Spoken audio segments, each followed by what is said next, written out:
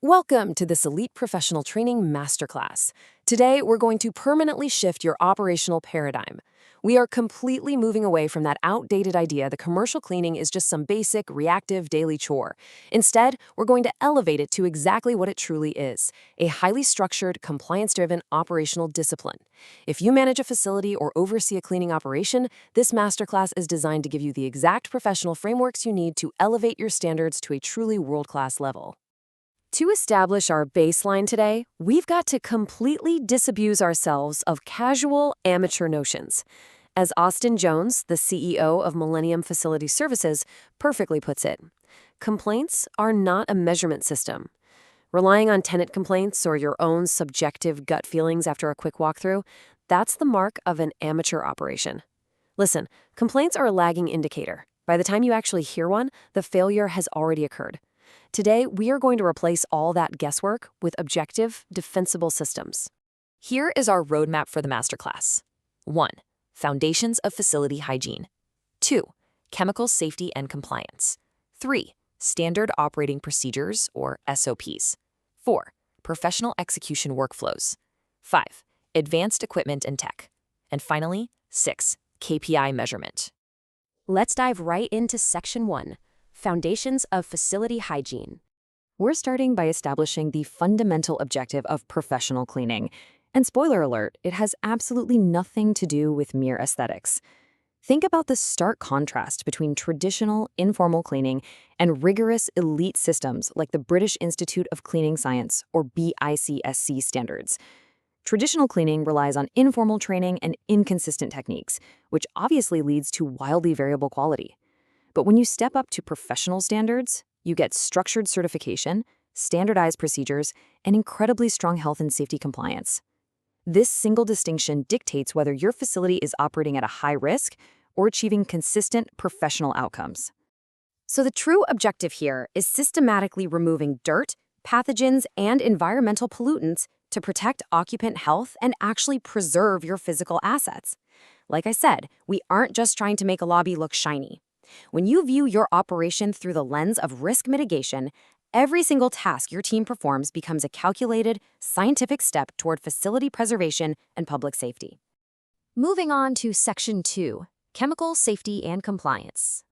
Transitioning into the science of environmental compliance, we have to examine the specific chemical protocols that actually neutralize biological threats.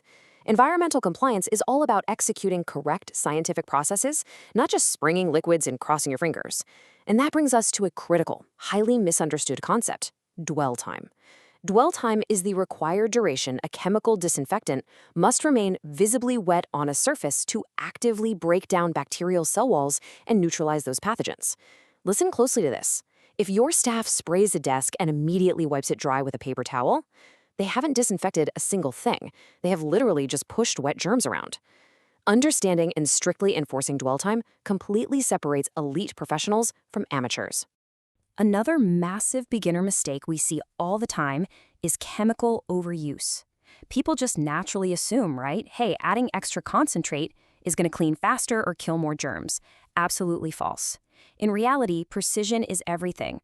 Overuse actively damages your physical assets, it leaves these sticky residues that literally attract more dirt, and it will completely destroy your operational budget. More chemical absolutely does not equal more clean. The correct dilution ratio equals clean. Now, Section 3, Standard Operating Procedures. This brings us to the core philosophy of premium commercial cleaning management. Seasoned professionals do not guess. They systematize the work. To prevent your workers' performance from varying wildly from room to room, every single action requires a rigorously documented standard operating procedure, or SOP. A true professional SOP includes 5 non-negotiable steps. 1. A clear task description with zone mapping. 2. A strict list of required equipment and PPE. 3. Specific safety precautions. 4. Step-by-step execution procedures. And 5. Direct ties to quality assurance. This structured documentation removes the guesswork entirely and guarantees operational consistency across your entire labor force. Let's get into Section 4, Professional Execution Workflows. Okay, so with our documentation baseline securely set, we advance from the paperwork to the actual physical execution on the floor. This is the anatomy of a clean. Elite execution relies on strict spatial logic. Step 1, always work from clean to dirty. You clean the pristine areas first and move toward the most soiled areas. Why? To prevent dragging contamination backward. Step 2, work high to low. You dust the top of the cabinets way before you vacuum the floor because gravity pulls dust downward. Step 3, work inward to outward, starting at the back of the room and moving toward the exit. These deliberate sequences optimize labor efficiency and guarantee a true sanitary baseline.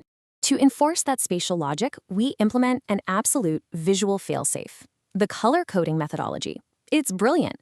This system maps specific colored cloths and mops to distinct risk zones. Red is strictly for restrooms and high-risk areas. Yellow is for clinical spaces. Green is for food service, and blue is for general office areas. This permanently isolates biological risk. Think about it. A cleaner following the system will never accidentally use a restroom cloth on a breakroom counter. It completely prevents cross-contamination. Section 5. Advanced Equipment and Technology. Up to this point, we've mastered methodology. So now we must analyze the high-end industrial tools required to scale these operations profitably. Because those consumer-grade mops and buckets, they simply cannot deliver commercial-grade results. Look at this number, 1. That represents the exact amount of passes an industrial auto scrubber needs to make to simultaneously dispense fresh solution, aggressively scrub the floor, and vacuum the dirty water right up. It leaves the floor totally dry and perfectly safe in just one pass. Just think about the massive ergonomic and productivity ROI here over manual mopping. One machine doing the job of 3 manual processes simultaneously. It saves your workers' backs and saves your business an incredible amount of time. And the industry is rapidly advancing into the era of automation. We're seeing smart cleaning tech everywhere. IoT-enabled equipment that tracks usage, robotic scrubbers that autonomously handle massive, high-volume warehouse floors overnight, and occupancy sensors that tell your staff exactly which restrooms were used and which ones can be skipped.